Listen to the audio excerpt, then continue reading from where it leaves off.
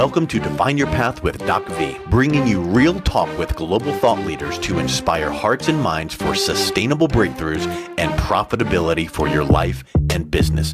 Here's your host, DocV.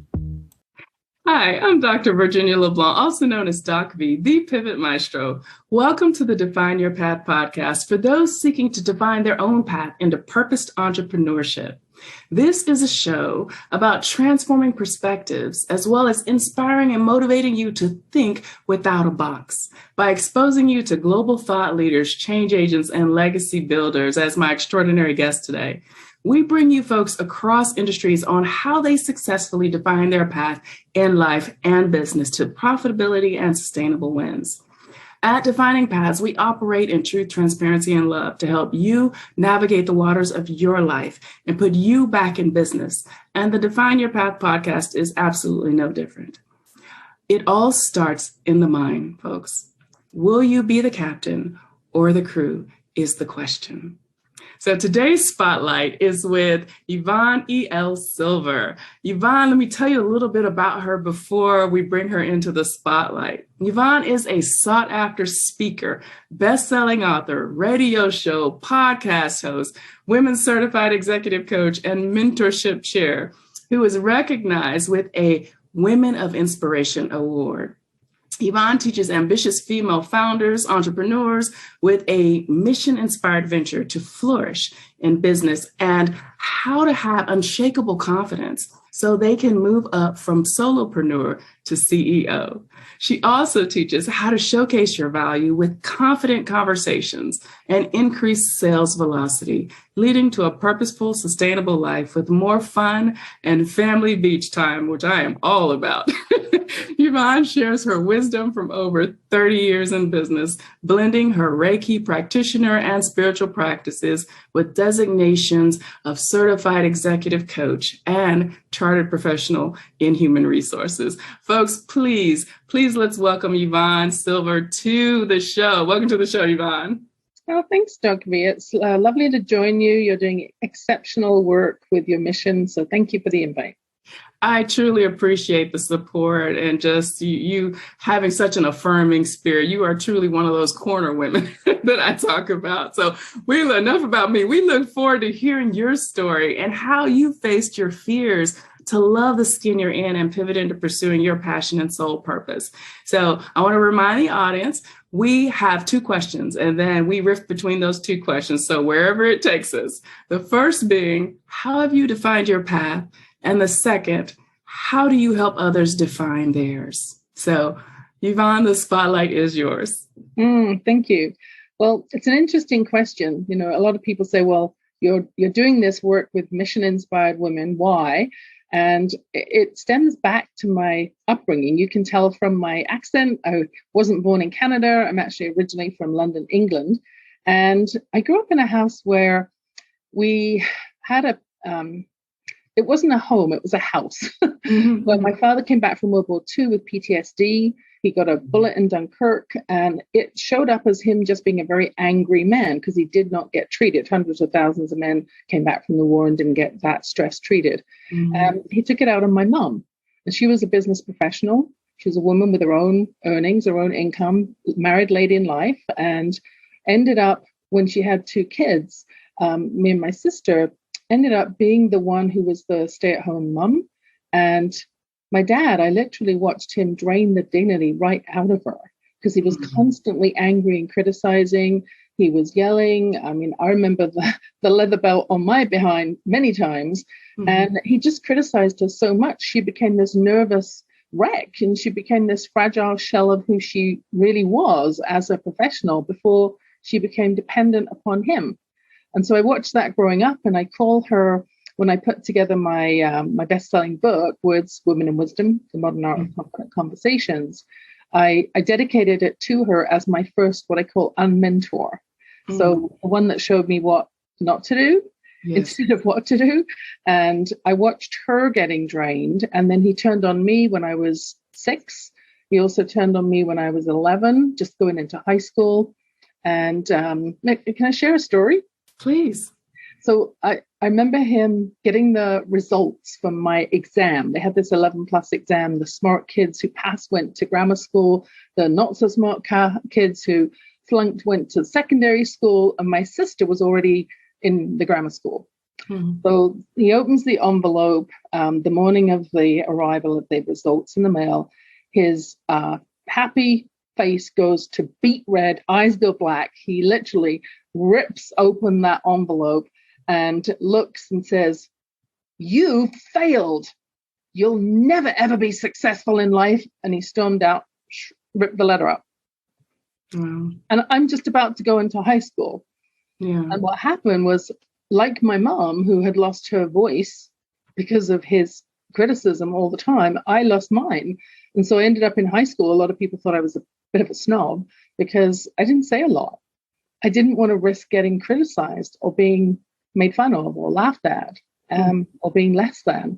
And it took a while to bring back my adventurous self when I started going through my own journey and expanding and excelling and seeing that actually he was wrong. I had a lot of street smarts and they were actually more valuable than my studious skills. And at the time, that was what kept me out of trouble, was my street smarts. So that's kind of where it started. And then it went on to, I went through a sales career in London, England with an education company. I came with that company to here in Canada, and then ended up doing about 15 years working in senior HR roles, and then moving into coaching. And I ended up, DocV, you'll probably relate to this, I ended up burning out because I was actually serving the wrong audience for me. I wasn't serving consistently, exclusively women, which is what I do now. And I got this management consultant gig, a referral to work for a VP of an oil and gas firm and do a harassment investigation. Well, it turned out to be a values issue of someone being mistreated. And I won't name any names or break any confidences. However, it taught me that when I prepared my report and gave my recommendations and they weren't being listened to, here again was another example of senior men ignoring what I was saying and my value and purpose. And I ended up with 3 months of stepping right back from my business to do a lot of self-reflection. Talk to my coach, talk to my spiritual guide, took 3 months off, made some space so I could see what was really going on. Yes. And came back stronger with a new company brand. And it makes a big difference when you actually give yourself that grace to take the space. Yes, I lost earnings. However, was it worth it? Absolutely, because I came back with that inner resonance, knowing exactly who I wanted to serve. And it's been much better since then. Oh, I absolutely love that, Yvonne. I mean, that was so much there. I don't even know where to start. But yes, I can absolutely relate and resonate with your experience, in speaking up, doing your job, and basically being ignored and or probably chastised for it, or the way made more difficult. I want to back up to even just the beginnings of your story. You have such a diverse story, and that's why I love the show, because I'm learning so much about people and how they've overcome in life. I love what you said about street smarts and how that played a role, because so many people think that the only way they can be successful or the only way that they can, make it out of a situation or circumstance is through education and training. Yes, I mean, everything we have education, informal education all the time. Talk about that a little bit more and how that really has informed your success story, your ability to weave in and out of different environments and deal with different people. Yeah. Well, because I didn't have that positive experience in my senior high school. When we graduated at 16 there. So it's an equivalent of grade 10, actually, in Canadian and North American schools. So I sure as heck didn't want to go on and do more school. I wanted to get out and experience the big wide world. So those street smarts that I had gained already working from age 11. So I was doing a paper round at 11. I was in the store that sold the newspapers at 12. I was assistant manager by 13. I was doing all these different experiential things. that's what taught me about life. And it was later when I chose to go back to school that I was really committed.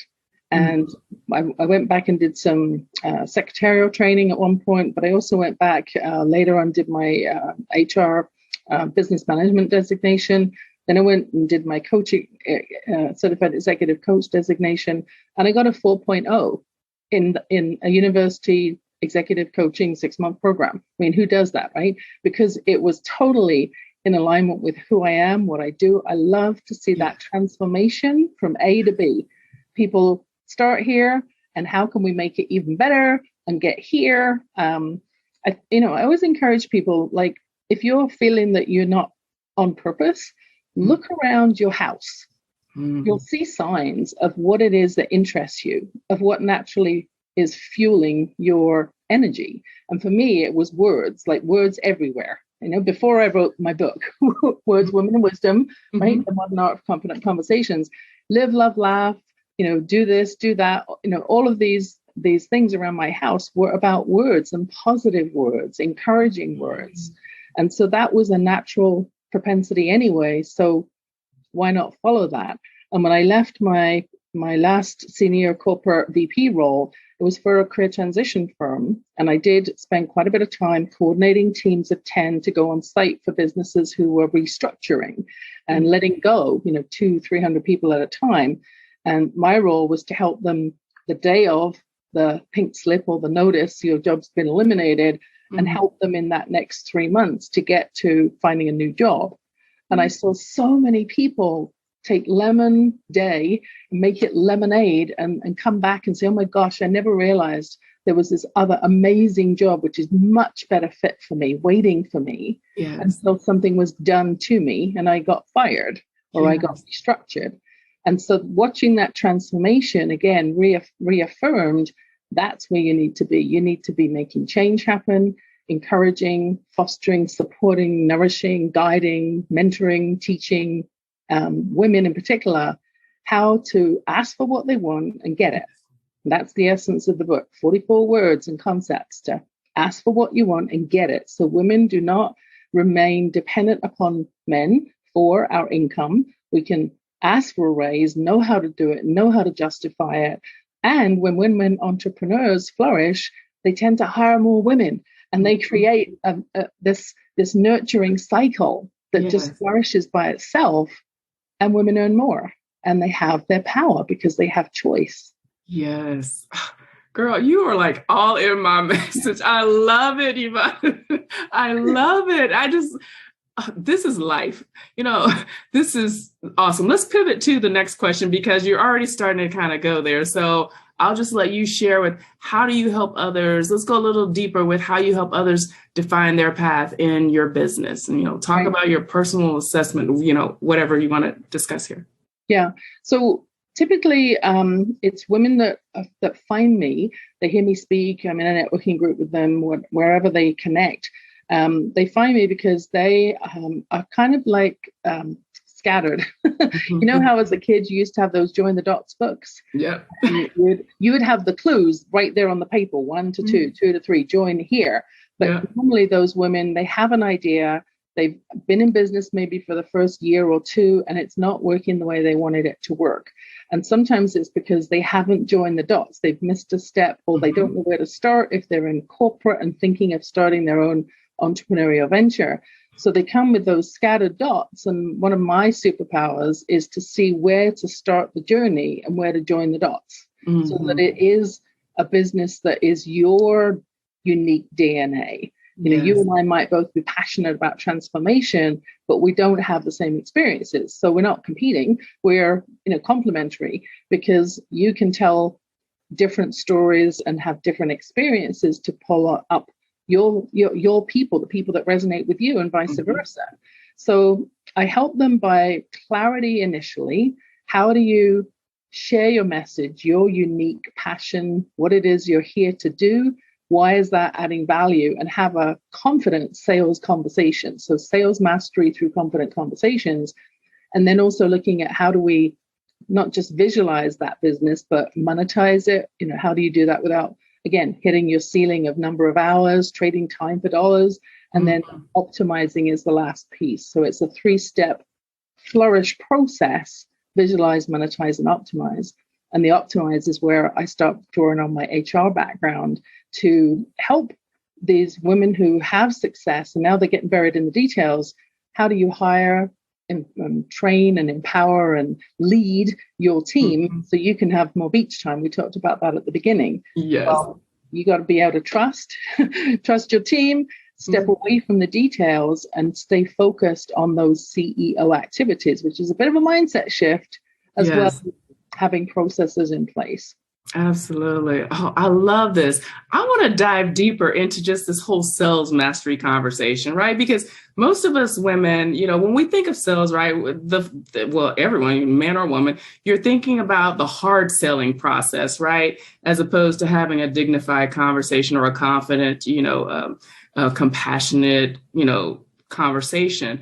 How do you work with, if it's not giving away too much of your secret sauce? No, that's okay.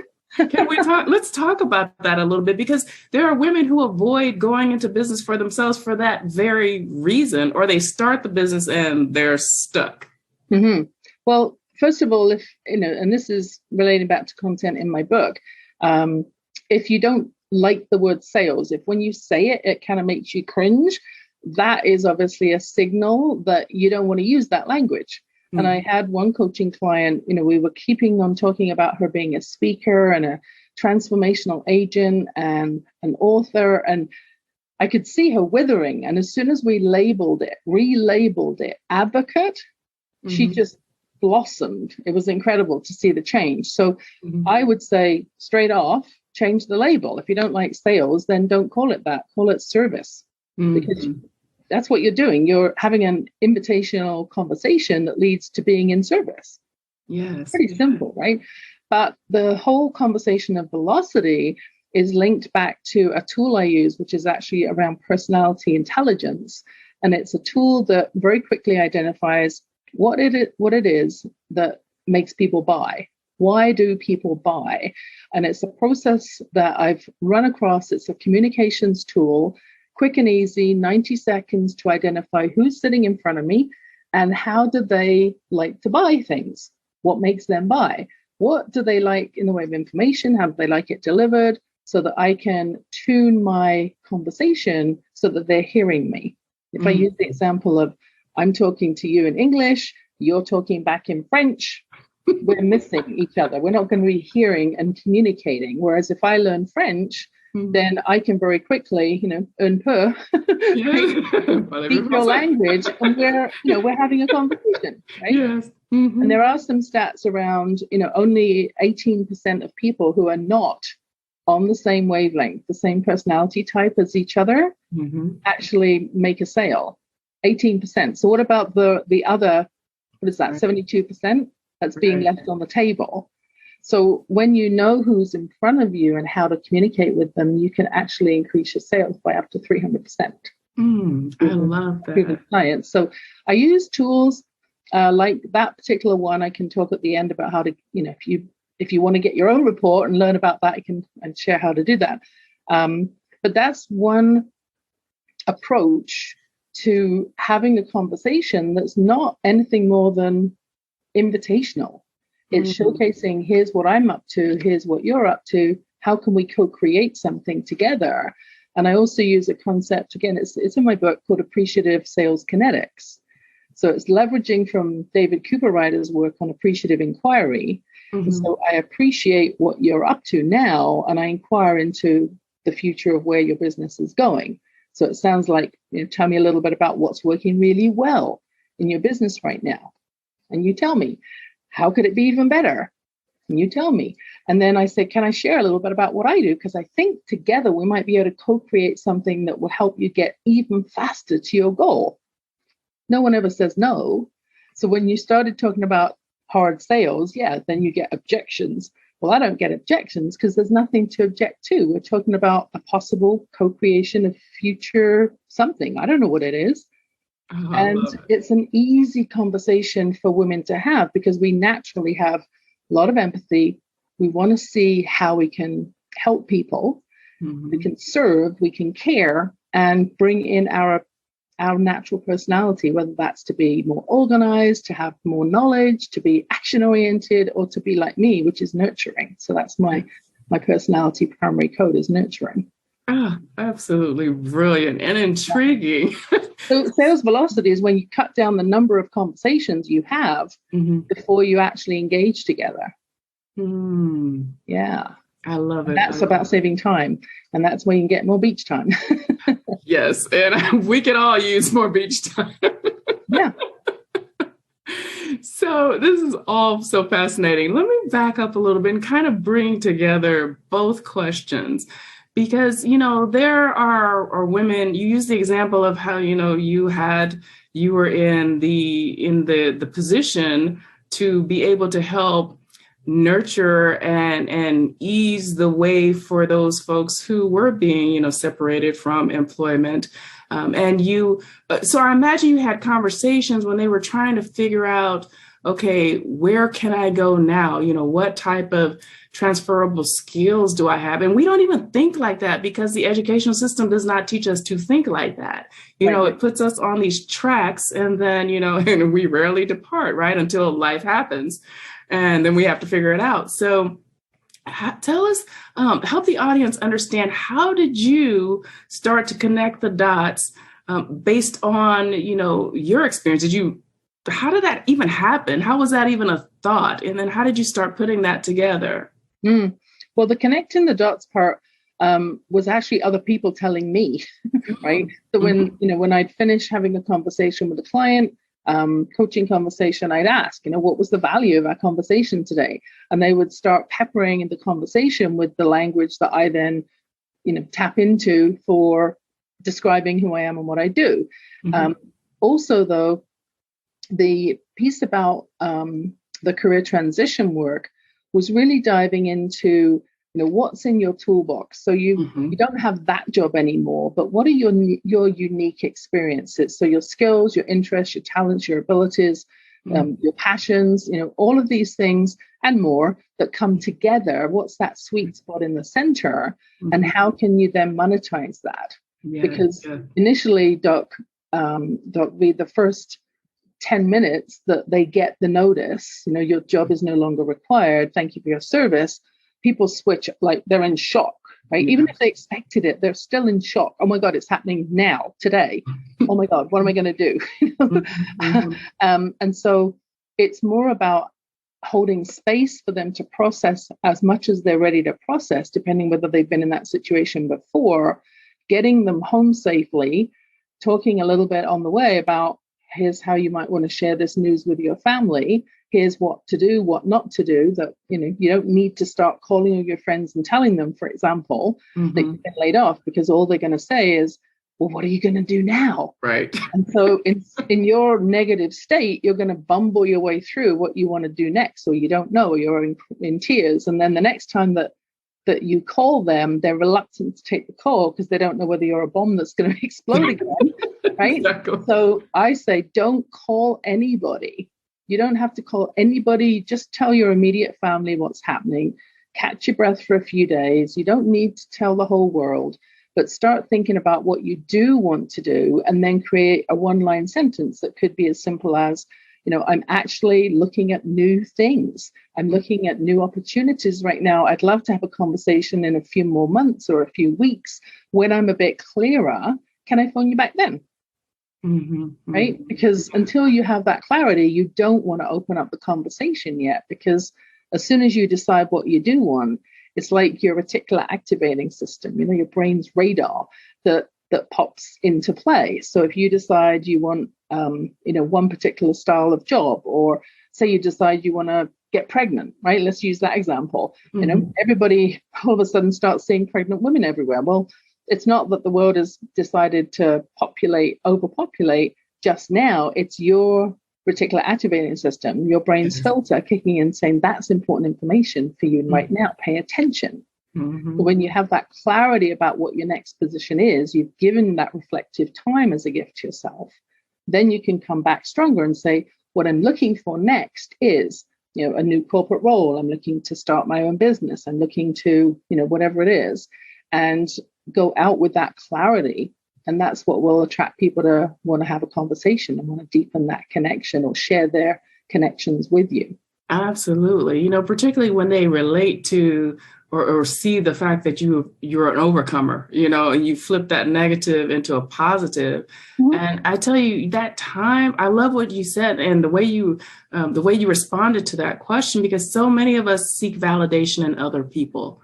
And so that's why we go around, we pick up a phone, we call, we tell folks, expecting them to, to have empathy or compassion or something wise to say. And we get the total opposite, because that's, again, how we've been conditioned, in these false senses of security and fear-based, lack, scarcity, all of that. So, yeah. And invariably, those people have empathy, especially your friends. They want to support you. They want to nurture you. They tell you all kinds of things that may or may not be true in the moment. Mm-hmm. And so when we really tune in and we create space for the next opportunity, not by filling it with telephone calls, but by stepping back and saying, okay, I'm going to create space to create a new life, mm-hmm. then it's amazing what will come through, especially if you're doing a morning ritual like I do, gratitudes, visualization, meditation, etc. Then your body will tell you what it wants next. Yes. It'll show you with your emotions, your energy levels, whether you feel constricted or expanded, if you're heading in the right direction. Mm. You can't hear that if you're listening to everybody else's opinions of what you should do next. Absolutely. Yeah. Or if you're living in this hurry up survival mode, or, of course you're worried about, what's next.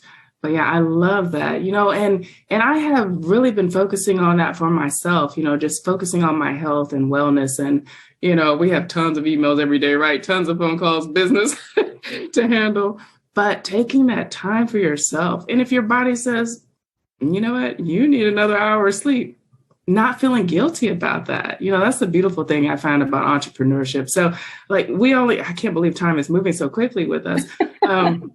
In these last few moments, let's just talk about that entrepreneurial journey and the rewards of it. And I want to make sure the audience knows how to connect with you on social media and all of that good stuff. So, what are your thoughts, after you left the corporate world? I mean, I know mine, but this is your spotlight. Just this entrepreneurial journey. Mm-hmm. Here's the thing, right? My first entrepreneurial gig was actually age 6. Yeah. So I was dog walking for the little old lady down the road who broke her ankle, and I stopped seeing her walking her dogs and went to find out if she was okay, and realized she had a broken ankle. And when I said, would you like me to walk your dogs for you? She said, well, how much will you charge? Oh, 6pence, I said. It was a lot of money back then. So my first gig was born. So I wasn't afraid of asking, but I was shut down so much as a kid with my dad's criticism that I really needed to build those skills up again, which is partly why I think I took the sales job, because I knew I had to get out, speak out, make appointments, make sales, and then be able to serve people. So the piece about the work that I do now, it's really looking and saying, where have you had success? Nothing is a straight line, right? I've had my dips. I've had companies that haven't made money as well. Yes. And what have you learned from it? Can you still continue to have that resilient streak that says, no, I'm not going to let the world beat me down no matter what? And when women are leaving corporate, there's a whole bunch of skills that they need to learn. I put an article about that on LinkedIn recently. You can find me under Yvonne E.L, my LinkedIn profile. And there are extra skills. I think the most important one, though, is belief in yourself and resilience. Mm-hmm. Resilience to speak up. Even if it's wrong, still speak it up, because it's still your truth. And it's your values, your opinion, your truth. Don't expect other people will always like it, but that's okay. That's their journey. They don't have to like it. Mm. So if you remember that and be prepared that it'll take twice as long as you thought it was going to take, especially in today's economy of uncertainty, really, really look and say, where is that immediate value that I can provide, and how am I going to do it? If it's a service or if it's a product, Is this a luxury product, or is this something that people absolutely must have right now? And I think that that's where success also lies in coming out of COVID right now. Absolutely brilliant, Yvonne. Oh my goodness, girl. Thank you so much for just all of this wisdom and just, I mean, you just completely opened up and just bore your soul so that other people can, you know, learn from, hear from, relate to your experience. And I just thank you so much for just being vulnerable, sis. That's the word I was looking for being vulnerable, speaking your truth, standing in your truth, and, you know, and just imparting that wisdom to the masses. So thank you for being our spotlight today.